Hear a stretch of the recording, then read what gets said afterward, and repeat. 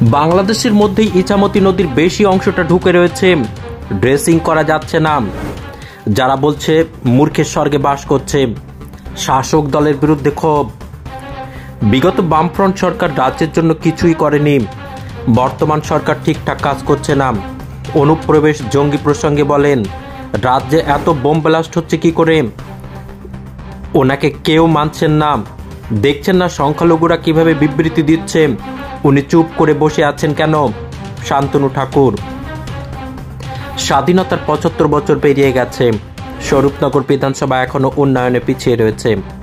কেন্দ্রীয় জাহাজ প্রতিমন্ত্রী শান্তনু ঠাকুর বলেন, নদীবেষ্টিত এই বিধানসভা একাধিক নদীর উপর যে কাঠের সেতুগুলো রয়েছে সেগুলো দীর্ঘদিন ধরে সংস্কার হয় না। রাজ্য কেন্দ্রের সঙ্গে হাত মিলে উন্নয়ন করুক। ইছামতি নদীর উপর তরণীপুর সেতুর জন্য ১৩৬ কোটি টাকা বরাদ্দ করা হয়েছে। শুধু ল্যান্ডিংয়ের জন্য ৯ কোটি টাকার রাজ্য সহযোগিতা করলে খুব দ্রুত কাজ শুরু করা হবে। পাশাপাশি আজ ইছামতি নদীর উপর স্বরূপনগরে সিঙ্গেল লেন সড়ক সেতু নির্মাণের স্থাপন করলেন। বরাদ্দ হয়েছে প্রায় ১৬ কোটি টাকা। আমরা চাই সীমান্ত উন্নয়ন হোক, তাহলে দেশ সুরক্ষিত থাকবে। সাম্প্রতিককালে বাংলাদেশের যে ঘটনা, তাতে আগে দেশের আভ্যন্তরীণ সুরক্ষিত রাখা দরকার। পাশাপাশি দীর্ঘদিনের দাবি ইছামতি নদীর সংস্কার নিয়ে তিনি বলেন, বেশিরভাগ অংশটাই বাংলাদেশের মধ্যে ঢুকে রয়েছে, যার কারণে সংস্কার করা যাচ্ছে না। এদেশে যেটুকু আছে সেটুকু সংস্কার শুরু হয়েছে।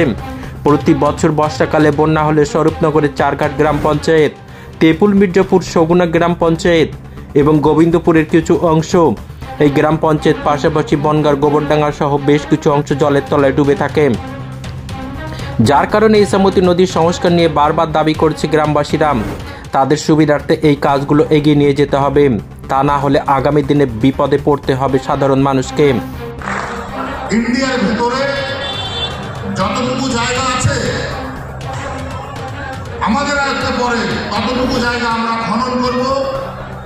আগামী দিনে ইছামতির খনন কাজ চলবে। শুধু তাই নয়, তরণীপুরের যে ব্রিজ আছে ১৩৬ কোটি টাকা খরচ করে আমরা ওই ব্রিজ করে দেব, কিন্তু ৯ কোটি টাকা লাগবে আমাদের ল্যান্ড অ্যাক্রোচমেন্টে, জমি দখলের জন্য। স্টেট গভর্নমেন্টের ওই ল্যান্ড আমাদেরকে দিতে হবে।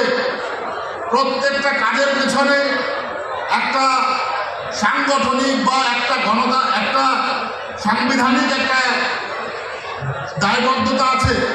স্টেট গভর্নমেন্টের সঙ্গে কাজ করতে গেলে, স্টেটে কাজ করতে গেলে স্টেট গভর্নমেন্টেরও তাদের পার্টিসিপেশন থাকতে হয়। আমাদের সঙ্গে পার্টিসিপেশন না করে রাজনৈতিক পলিটিক্যাল বক্তব্য দিয়ে গেলে চলবে না, কাজ করে দেখাতে হবে আমাদের সঙ্গে।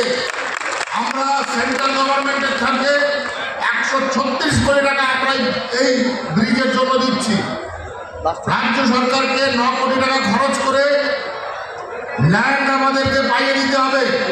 যে সমস্ত নেতারা বড় বড় কথা বলছেন, কান খুলে শুনে রাখুন। আজকে ল্যান্ড অ্যাক্রোচমেন্ট করান, আপনার লোকেদের স্থানে, আপনার লোকেদের এখানে সুবিধা হবে। এখানে আমাদের সুবিধা আমরা নিতে আসিনি, আমরা জনসেবা নিতে এসেছি এবং সেই জনসেবার মাধ্যমে আমরা উন্নতি করতে চাই। আমাদের রেল ব্যবস্থা তৈরি হবে। আপনারা জানেন, কিছুদিন আগে রেলের জন্য এখানে জমি পরীক্ষা হয়েছে। কোথা থেকে ল্যান্ড অ্যালাইনমেন্ট করা হবে সেই সমস্ত বিষয়ে আমাদের চিন্তাভাবনা আছে। আমি এখানে যে বক্তব্যগুলো দিচ্ছি সেগুলোর ভিতরে একটু জল মেশানো নেই। কাজ হলে বুঝতে পারবেন, কাজ হলে আপনাদের সিটে বসে থাকতে হবে, দাঁড়ানোর ক্ষমতা থাকবে। যে পরিস্থিতি আগামী দিনে হতে চলেছে, স্বরূপনগরের মানুষ দীর্ঘ ৭৫ বছর ধরে বঞ্চিত। যে বঞ্চনার কারণ রাজ্য সরকারের আমাদের সাথে হেল্প না করে। আমি অনুরোধ করব রাজ্য সরকারের সমস্ত ব্যক্তিত্বকে, যারা এই সাধারণ মানুষের কথা ভেবে তারা এগিয়ে আসবে এবং এগিয়ে এসে আগামী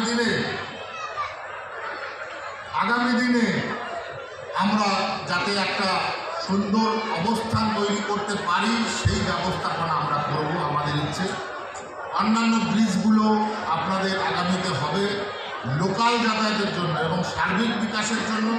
আমার তরণীপুরের ব্রিজ চাই এবং আপনাদের সমর্থন চাই। আপনাদের সমর্থন থাকলে আমি তরণীপুরের ব্রিজ করতে পারবো, এটা নিজে আত্মবিশ্বাস। মাননীয় প্রধানমন্ত্রীজি চাইছেন